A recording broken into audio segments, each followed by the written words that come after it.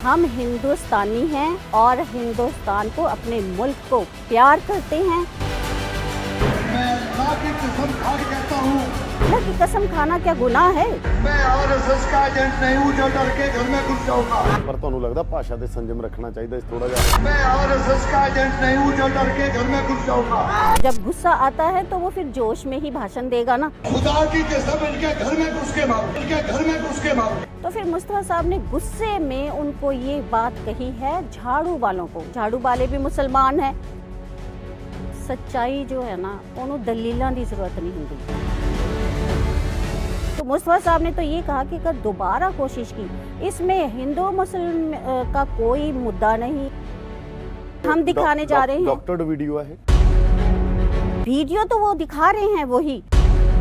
इन्होंने तो फितने कहा। अगर फितनों को इजाजत दी गई, अगर फितनों को इजाजत दी गई। शाजिया इल्मी जी को मैं सुन रही थी, कितनी गैर जिम्मेदाराना बात कर रही हैं वो। इसमें हिंदू मुस्लिम का तो कोई सवाल ही नहीं है मेरे भाई। ਪ੍ਰੋ ਪੰਜਾਬ ਟੀਵੀ ਤੇ ਤੁਹਾਡਾ ਸਵਾਗਤ ਹੈ। ਮੈਂ ਹਾਂ ਯਾਦਵਿੰਦਰ ਸਿੰਘ। ਮਲੇਰਕੋਟਲਾ ਸੀਟ ਆਪਣੀ ਇੱਕ ਵੱਖਰੀ ਪਛਾਣ ਰੱਖਦੀ ਹੈ। ਇਹ ਉਹ ਧਰਤੀ ਹੈ ਜਿੱਥੋਂ ਛੋਟੇ ਸਾਹਿਬਜ਼ਾਦਿਆਂ ਦੇ ਲਈ ਹਾਂ ਦਾ ਨਾਰਾ ਮਾਰਿਆ ਗਿਆ ਸੀ। ਸਾਡੇ ਨਾਲ ਪੰਜਾਬ ਦੇ ਕੈਬਨਿਟ ਮੰਤਰੀ ਰਜ਼ੀਆ ਸੁਲਤਾਨਾ ਨੇ, ਜਿਹੜੇ ਮਲੇਰਕੋਟਲਾ ਤੋਂ ਚੋਣ ਲੜ ਰਹੇ ਨੇ, ਔਰ ਉਹਨਾਂ ਦੇ ਪਤੀ ਮੁਹੰਮਦ ਮੁਸਤਫਾ ਦਾ ਬਿਆਨ ਵੀ ਆਇਆ ਜਿਹਤੇ ਬਹੁਤ ਸਾਰੀ ਚਰਚਾ ਹੋ ਰਹੀ ਹੈ, ਜਿਹਦੇ ਬਾਰੇ ਉਹਨਾਂ ਨੇ ਸਪਸ਼ਟੀਕਰਨ ਵੀ ਦਿੱਤਾ ਹੈ। ਗੱਲਬਾਤ ਸ਼ੁਰੂ ਕਰਦੇ ਹਾਂ। ਸਵਾਗਤ ਹੈ ਮੈਮ ਪ੍ਰੋ ਪੰਜਾਬ ਟੀਵੀ ਤੇ। Thank you. ਕੀ ਹਾਲ ਆ ਤੁਹਾਡਾ? ਇਲੈਕਸ਼ਨ ਕਿਵੇਂ ਚੱਲ ਰਹੀ ਹੈ? ਵਧੀਆ, ਇਲੈਕਸ਼ਨ ਵਧੀਆ ਚੱਲ ਰਿਹਾ ਹੈਗਾ। ਅਸੀਂ ਜਿਸ ਹਿਸਾਬ ਨਾਲ ਡੋਰ ਟੂ ਡੋਰ ਕਰਨਾ ਚਾਹੀਦਾ ਹੈਗਾ, ਥੋੜਾ ਬਹੁਤ ਅਸੀਂ ਹਾਲੇ ਕੰਪੇਨ ਸ਼ੁਰੂ ਕੀਤੀ ਹੈ ਤੇ ਹੋਰ ਅੱਗੇ ਚੱਲ ਕੇ ਜੈਸੇ ਛੂਟ ਮਿਲੇਗੀ ਉਸ ਤਰੀਕੇ ਨਾਲ ਅਸੀਂ ਹੋਰ ਅੱਗੇ ਵਧਾਂਗੇ। ਕੰਪੇਨ ਸ਼ੁਰੂ ਕੀਤੀ ਤੇ ਧਮਾਕਾ ਹੋ ਗਿਆ। ਮੁਸਤਫਾ ਸਾਹਿਬ ਨੇ ਦਾ ਵੀਡੀਓ ਆਇਆ, ਉਹਦੇ 'ਚ ਕਿਹਾ ਗਿਆ ਜੀ ਹਿੰਦੂਆਂ ਨੂੰ ਟਾਰਗੇਟ ਕਰ ਰਹੇ। ਹਾਲਾਂਕਿ ਮੁਸਤਫਾ ਸਾਹਿਬ ਕਹਿੰਦੇ ਕਿ ਮੈਂ ਤਾਂ ਬਿਲਕੁਲ ਇਹੋ ਜਿਹਾ ਬਿਆਨ नहीं देखें यादविंदर जी, सच्चाई जो है ना, उन्होंने दलीलों की जरूरत नहीं होंगी। सच्चाई ਨੂੰ दलीलों की जरूरत नहीं होंगी। मुस्तफा साहब ने अपना पक्ष रख दिता हैगा। जो गल उन्होंने कही, जो की, उन्होंने मैं कुछ चैनल्स ਨੂੰ भी सलाह देना चाहांगी कि वो गैर जिम्मेदाराना हरकतां ना करन। क्योंकि गैर जिम्मेदाराना ਜਦੋਂ ਤੁਸੀਂ ਕੁਝ ਕਹਿੰਦੇ ਹੋ ਬਿਨਾਂ ਸੋਚੇ ਸਮਝੇ, ਕਿਸੇ ਨੂੰ ਬਿਨਾਂ ਅੱਛੀ ਤਰੀਕੇ ਦੇ ਨਾਲ ਸੁਨੇ, ਤੁਸੀਂ ਜਦੋਂ ਟੈਲੀਵਿਜ਼ਨ ਤੇ ਚਲਾਉਂਦੇ ਹੋ ਤਾਂ ਉਹ ਨੈਗੇਟਿਵ ਲੋਕਾਂ ਦੇ ਵਿੱਚ ਜਾਂਦਾ, ਉਹਦੇ ਨਾਲ ਜ਼ਿਆਦਾ ਲੋਕਾਂ ਦੇ ਵਿੱਚ ਇਹੋ ਜੀ ਚੀਜ਼ ਫੈਲਦੀ ਹੈ। ਤਾਂ ਮੈਂ ਉਹਨਾਂ ਚੈਨल्स ਨੂੰ सलाह घर में घुस के मारेंगे। नहीं, देखो वो बात अलग है। जैसे उन्होंने मुस्तफा साहब के साथ किया, तो मुस्तफा साहब ने जाके उनको कहा कि अगर दोबारा ये हरकत हुई तो एक कहने की बात होती है ना, उन्होंने तो वहीं पे उनके साथ करने की कोशिश की गलत। तो मुस्तफा साहब ने तो ये कहा कि अगर दोबारा कोशिश की, इसमें हिंदू मुस्लिम का कोई मुद्दा नहीं, कोई मसला नहीं, कोई बात नहीं, हम सब यहाँ इकट्ठे रहते हैं। सिर्फ ये उनकी बौखलाहट का नतीजा है कि जो उन्होंने ये लफ्ज़ को उठाया है, एक लफ्ज़ को गलत तरीके से पेश करना।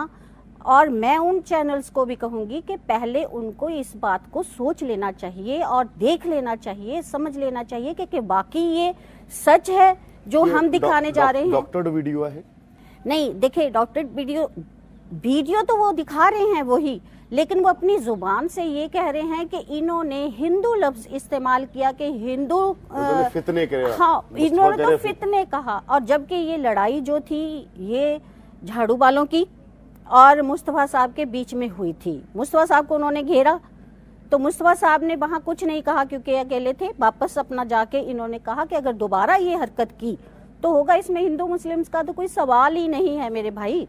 तो जो वो लोग उठा रहे हैं, शाजिया इल्मी जी को मैं सुन रही थी, कितनी गैर जिम्मेदाराना बात कर रही हैं। वो कह रही हैं खुलेआम कि उन्होंने अल्लाह की कसम खाई। तो हम अल्लाह की कसम खाएंगे और किसकी कसम खाएंगे? अल्लाह की खाएंगे ना।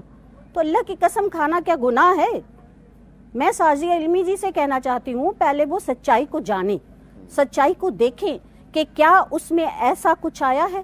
जबकि हम यहाँ पर सब मिलजुल कर रहते हैं और मेरा ज़्यादातर पैसा, जो मेरा डिस्क्रिशनरी पैसा भी है, हिंदू लोगों के एरिए में लगता है। वो हमारे भाई हैं, उनकी हिफाजत करना, उनका ख्याल रखना हमारी जिम्मेदारी है।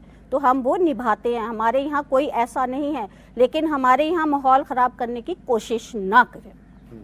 ਪਰ ਦੂਜੇ ਪਾਸੇ ਇਹ ਕਿਹਾ ਗਿਆ ਪੁਲਿਸ ਆਫिसर रहे नेगे, मतलब संयम रख सकते बिल्कुल सीगे, रहे कानून है, वो कह रहे घर में घुस के मारेंगे। नहीं नहीं, देखें वो पुलिस ऑफिसर रहे हैं, एक धाकड़ सिपाही रहे हैं। हम हिंदुस्तानी हैं और हिंदुस्तान को, अपने मुल्क को प्यार करते हैं, अपने मुल्क के लिए हम जान भी निछावर करते हैं। ये हमारी सोच ही नहीं, हमारी कोशिश भी रहती है कि हम अपने देश के लिए लड़ें। और यहाँ देखें आप, हमारे मलेरकोटला में जो भी माहौल है, हमेशा माहौल हमारा इकट्ठे रहा है और हमने हमेशा उनको यही सिखाया है कि हम जिस देश में रहते हैं उस देश की हिफाजत करना, उसके लिए अच्छी सोच रखना हमारा मजहब है। ਪਰ ਤੁਹਾਨੂੰ ਲੱਗਦਾ ਭਾਸ਼ਾ ਤੇ ਸੰਜਮ ਰੱਖਣਾ ਚਾਹੀਦਾ, ਇਸ ਥੋੜਾ ਜਿਹਾ ਜ਼ਰੂਰੀ ਨਹੀਂ, ਇੰਨਾ देखें, ਤਿੱਖਾ जब- ਲੋਕਾਂ ਦੇ ਜਿਵੇਂ ਓਵੀਸੀ ਭਾਸ਼ਣ ਦਿੰਦਾ ਤਿੱਖੇ ਤਿੱਖੇ ਓਵੀਸੀ वाला स्टाइल, वही स्टाइल। नहीं, ये बात नहीं है यादविंदर जी। जब किसी के साथ होता है ना तो उसको गुस्सा आता है ना। जब गुस्सा आता है तो वो फिर जोश में ही भाषण देगा ना, तो जोश में ही कहेगा ना, क्योंकि वो साथ में डिस्टर्ब कर रहे थे हमारे बच्चों को। हमारे बच्चे वहाँ पे अपना प्रोग्राम कर रहे थे तो उनको वो डिस्टर्ब कर रहे थे, जानबूझ के वो ऐसी हरकत कर रहे थे बौखलाहट में आके। तो फिर मुस्तफा साहब ने गुस्से में उनको ये बात कही है झाड़ू वालों को। झाड़ू वाले भी मुसलमान हैं, जमीलुर रहमान साहब, बेशक वो नाम से और पहचान से होंगे, मुझे नहीं पता उनका ताल्लुक का कैसा है, कहाँ पे है, क्या करते हैं वो, क्या नहीं करते, वो अभी आप देख लें। लेकिन वो मुसलमान और मुसलमान के बीच की बात थी, ये ना मुसलमान के बीच की बात थी, एक पार्टी और दूसरी पार्टी के बीच की बात थी। जैसे कि अब जमीलुर रहमान साहब वहाँ पे बोल रहे हैं बहुत जोर जोर से, अगर आप उसको देखो, इनके जहाँ पे ये बोल रहे हैं उनकी आवाज़ें इनके वहाँ डिस्टर्ब कर रही हैं, आप देखो। तो मुस्तफा साहब के साथ जो किया, मुस्तफा साहब ने गुस्से में, वो मतलब जब आपको गुस्सा आता है, जब कोई आपके ऊपर हमला करता है, तो उन्होंने बजाय हमला करने के मुस्तफा साहब ने गुस्से में उनको कहा है कि दोबारा अगर ऐसी हरकत की तो फिर।